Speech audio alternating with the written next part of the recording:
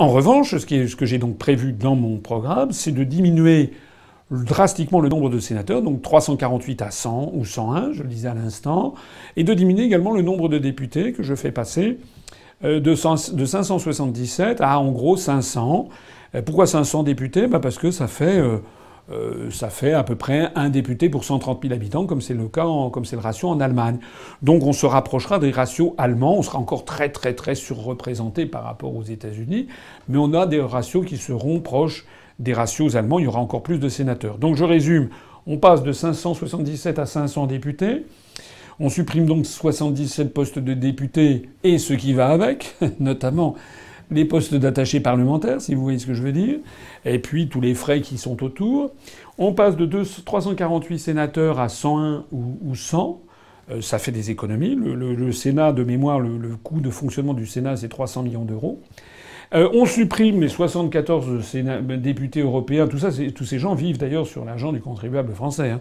On supprime les 74 députés européens et également les attachés parlementaires. Donc dommage pour notamment la famille Le Pen qui vit sur la bête depuis des décennies. Et puis on supprime également, j'ai prévu de supprimer un conseiller départemental sur deux, puisque M. Hollande a fait cette réforme hallucinante qui consiste à avoir diminué le nombre de cantons, bon, dont acte, mais à avoir décidé que désormais on voterait pour un couple, un homme et une femme. C'est délirant. C'est comme si on votait pour un homme et une femme à la présidence de la République. Alors d'abord, ça multiplie les coûts par deux, avec deux attachés à chaque fois, etc. Mais en plus, c'est intellectuellement, c'est extravagant. Parce que soit l'homme et la femme s'entendent sur tout, votent la même chose en tout, disent la même chose partout, et puis ça va, ils se marient, ils ont de nombreux enfants, mais à ce moment-là, ça sert à rien qu'ils soient deux. Quel est l'intérêt s'ils disent exactement la même chose sur tout ? Ou alors, l'autre hypothèse, c'est que de temps en temps, ils se disputent, ils votent différemment, ils s'opposent, mais à ce moment-là, ils n'ont aucune légitimité pour le faire, puisqu'ils ont les mêmes électeurs. Ce sont les mêmes électeurs de départ. Donc, votes élus par exactement les mêmes électeurs, ils s'opposeraient donc au moment des votes. Ça ne va pas. Donc, ça veut dire la suppression de 2045 postes de conseillers départementaux. On en conservera 2045. Et comme par ailleurs, j'ai prévu de retransformer les régions, de les retransformer à ce qu'elles étaient sous Pompidou en 72, c'est-à-dire de simples établissements publics régionaux, de coordination, eh bien ça veut dire qu'on va faire des économies colossales au niveau des régions, avec notamment la fin des hôtels de région, la fin des voitures luxueuses, la suppression de 1757 postes de conseillers régionaux. Nous, on a chiffré tout ça, je l'explique dans cette conférence, à au moins 4,5 à 5 milliards d'euros par an. Plus 9 milliards d'euros par an, directement en sortant de l'Union européenne. Plus 4,5 millions d'euros d'économies par les cofinancements que nous impose l'Union européenne. Plus une centaine de millions d'euros par an pour les pénalités qu'on paye à l'Union européenne. Plus, après ça, je le disais tout à l'heure, les économies considérables que l'on fera en allègement des formalités sur les entreprises.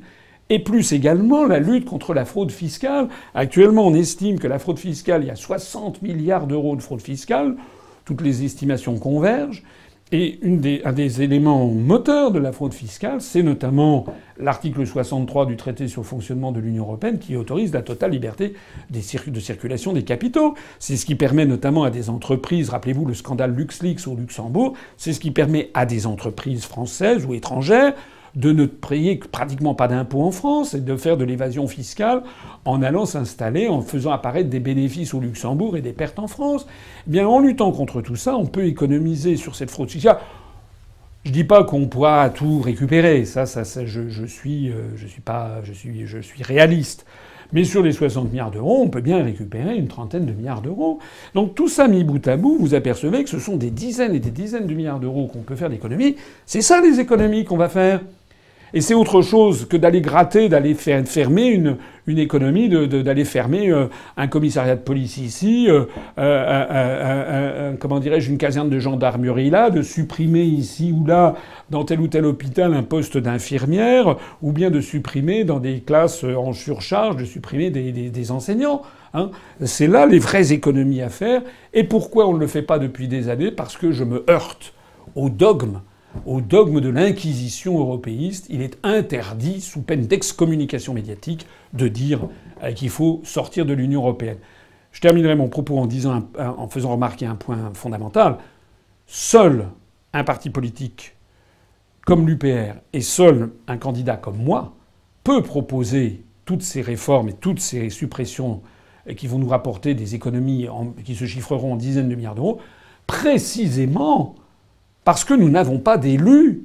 Nous avons quelques maires qui nous ont rejoints, mais nous n'avons pas de députés, de sénateurs, de députés européens, de conseillers régionaux, de conseillers départementaux. C'est pour ça que les autres, pourquoi ils ne peuvent pas le faire? Parce que tu me tiens par la barbichette, bien entendu. Voilà.